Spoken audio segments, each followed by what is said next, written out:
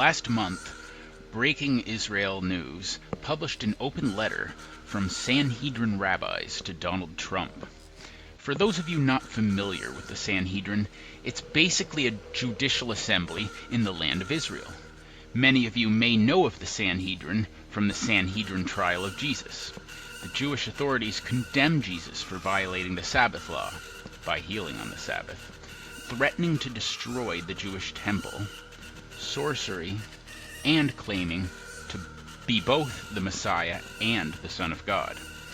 Jesus was convicted and passed over to the Romans to be killed for opposing this power structure of Jews that had deviated from God's will. Jesus criticized them for their greed, their lies, and control. So what does the modern-day Sanhedrin and their rabbis have in mind for Trump? Well, let's get back to that letter. To the Honorable President Donald Trump, the Beit Din of the Sanhedrin, the High Court of 71, would like to express its appreciation for all you have done for the people of Israel, for the state of Israel, and in particular, your formative action in moving the U.S. Embassy to Jerusalem. At the same time, we are very concerned about the implications of the so-called deal of the century that has not yet been presented to the public, but has already been announced. The plan received considerable attention from Israeli officials, including Prime Minister Netanyahu. We assume that not everyone is wrong, and we are convinced that you have truly good intentions to make peace. However, peace can only be achieved if it is not contrary to the will of the Creator. How would peace be contrary to the will of the Creator? That's my question, but I'll continue. And it follows that peace can only be implemented by whosoever decides to ensure that all of the land mentioned in many places in the Bible are granted as an eternal inheritance to the people of Israel, the seed Abraham, Isaac, and Jacob.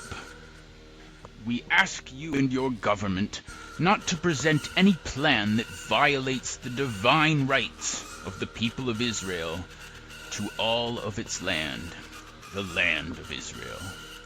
The Creator of the world did not grant any rights of settlement in the borders of the Holy Land to other nations. So I assume they're talking about the Palestinians here. They're basically saying they don't want them. And certainly not to the enemies of the people of Israel. Yeah, I'm sure that means the Palestinians to them. If you act according to these principles, you will be guaranteed the blessing of the Beit Din and the blessing of heaven. Accordingly, your terms of office will be filled with success, both for you and for the United States of America. So what it seems like they're really saying here is that if he doesn't do what they want, that God won't bless them, won't bless Trump in the United States. It seems pretty weird, since Trump is the president of America and should be primarily concerned with America. But you can see it says, with great respects and blessings.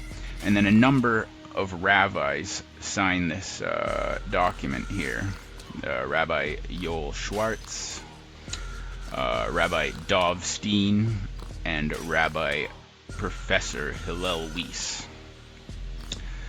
The letter goes on to say, it provides an extra note from Rabbi Weiss.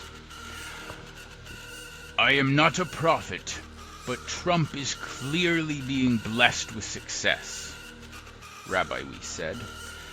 This blessing is the result of his attachment to Jerusalem. If he wants to complete his term in office, he must continue this. Now, I don't know about you guys, but that almost sounds like a threat to me. I don't know, but let me know what you guys think in the comments below. Trump appears to be making Israel currently very happy. And I have a feeling that when the rabbis say they want Trump to continue his attachment to Jerusalem, if he wants to stay in office, what they mean is they are very happy that Trump moved the embassy to Jerusalem.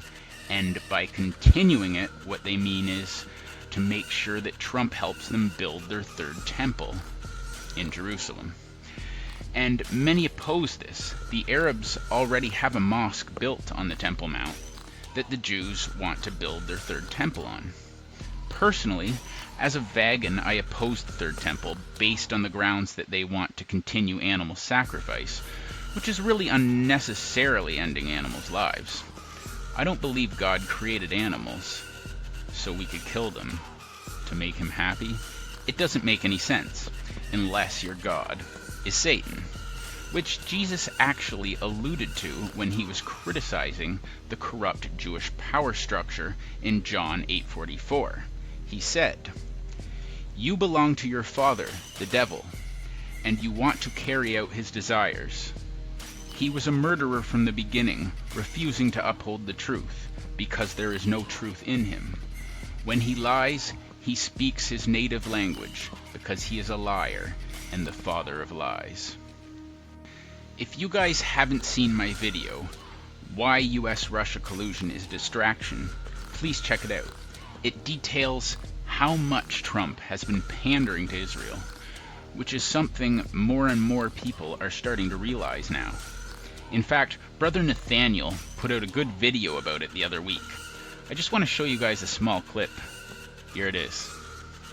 Pulling out of Syria, but we're doing it and we won't be finally pulled out until ISIS is gone. It's going quickly. John Bolton is right now over there, as you know, and I have two great stars. John Bolton is doing a great job, and Mike Pompeo is doing a great job. For Israel! They're very strong, and they work hard. For Israel! And as you know, they're doing things that are very good. For Israel! We're coming up with some very good results. For Israel! I think I'm going to throw up. Ha! So, if Trump doesn't make these guys happy, do you think he'll get crucified? I'm not sure. But maybe the JFK way is the new form of crucifixion. Either way, for the time being, it looks like Trump wants to make them happy. And I think he will continue to do so. If you guys enjoyed this one, hit that subscribe button. I appreciate every one of you. Thanks.